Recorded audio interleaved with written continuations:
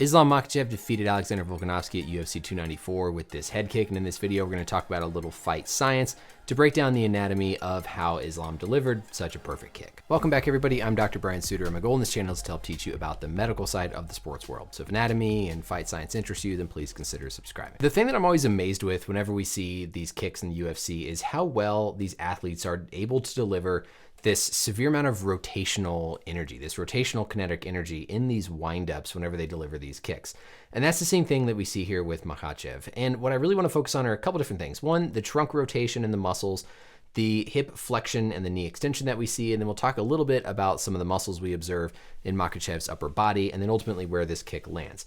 I think one thing just to think of too right away for Volkanovski, I mean, the fact that this didn't knock him out completely, basically, Islam's shin essentially hit Volkanovski in the head. This wasn't like a foot like we sometimes see. And when we think about how energy is being transferred, the further you get out away from the body, the more it's going to be difficult to maintain the stability. So if you think about hitting somebody with a really long wire, really long piece of wood or something like that, it's really hard to maintain the stability out at the far end. But if you have a shorter segment, something like striking with the tibia or the shin, it's going to be easier to fire and kind of make that foot and leg rigid to deliver more energy ultimately to your target than if you're trying to just stabilize and control the foot or the ankle like we've seen with some other recent head kicks. And so for Islam here, we can see how as this kick comes up, it really is the shin that ultimately strikes and makes contact with Volkanovski. It's not the foot, it's not the top of the foot.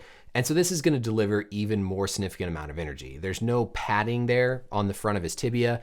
All the muscles in the lower leg are simply going to be more here on this kind of anterolateral portion between the perineal muscles, the anterior tibialis muscle.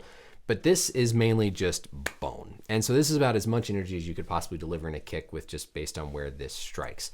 Also, interestingly, of course, Volkanovski was trying to protect himself from a body kick, right? We could see here how he kind of hunkers down and lowers himself a little bit, getting ready to try and drop that right arm to protect himself from the lower body shots that Islam had been throwing. Whenever Islam is prepping to wind up for this kick, this is the level where Volkanovski is. And so he's really trying to target more the chin, the lower portion of the jaw. But then because Volkanovski lowers himself down before this kick comes in, ultimately, Islam's shin lands more flush on the skull above Volkanovski's blocker rather than hitting potentially on the wrist itself. So Volk almost also kind of brought himself into this situation by lowering down. That further exposes his head, which makes it more possible for Islam's shin to strike the upper part of Volkanovski. Let's talk in this view about the hip flexion. So hip flexion is going to be when the knee comes up forwards. Hip extension is going to be when it's backwards. So in this position, if we imagine a straight line down, Islam's left thigh is in a little bit of an extended position back behind him. That's going to pre-tension his hip flexor muscles. And then as he swings this leg up forward to his target, that's going to be an action called hip flexion. So the knee is coming up.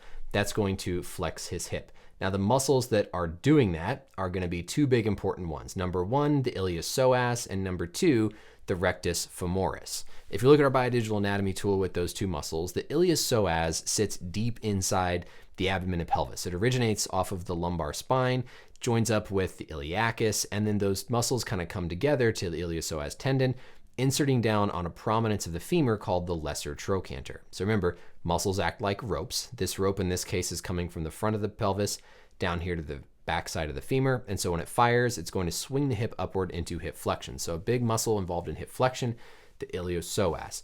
The second muscle is going to be the rectus femoris. Now the rectus femoris is actually one of our quadricep muscles, but because it actually crosses the hip joint, it's also going to be a hip flexor.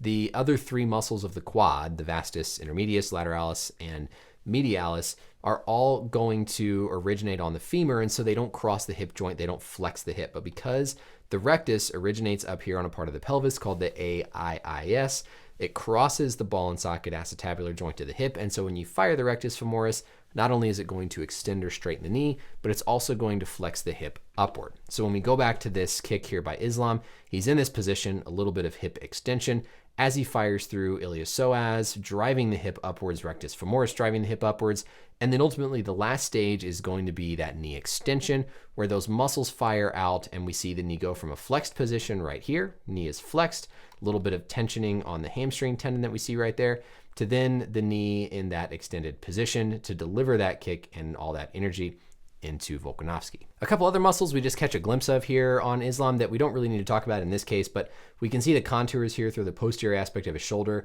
This lower one is going to be the teres minor. This upper one is going to be the infraspinatus. A little bit of teres major probably in here as well. Those are going to be external rotators of the shoulder. So we talked about those in a recent arm wrestling video. When those fire, it's going to externally rotate the shoulder. In this case, really Islam is firing all the muscles throughout his shoulder just to keep his shoulder stable. His deltoid, his rotator cuff muscles, he's not trying to move that left arm in a specific manner. He's trying to isometrically hold it still. So pec in the front, external rotators in the back. We even see a little bit here the outline of his lat to help keep that arm down in a tucked in position.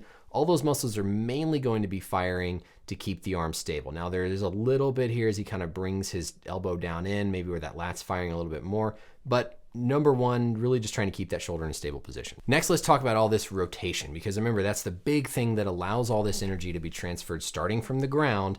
Islam establishing this base with his lead foot. He steps out forward so that he can bring all his momentum from down lower, rotate it up through, rotate it around his axis of rotation.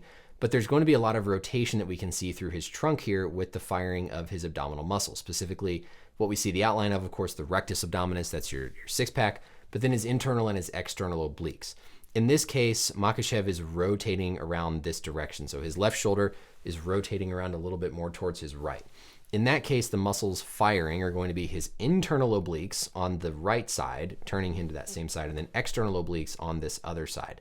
Those are going to keep his trunk stable while at the same time helping to rotate to allow all that energy to be transferred from down lower, up through the hip, up through the torso, and then stabilize to extend out into the foot to deliver all that energy in the kick. I mentioned that rectus femoris muscle. That's what we're seeing outlined right here. That contour that we can see clearly firing, that's going to be active to not only flex that hip again, but to also straighten out, extend that knee to deliver that final bit of movement on his distal shin. That's it for the video, everybody. Hopefully this was educational and you learned about some new muscles and their actions. Let me know as always any questions or comments down below. And until next time, we'll see you later.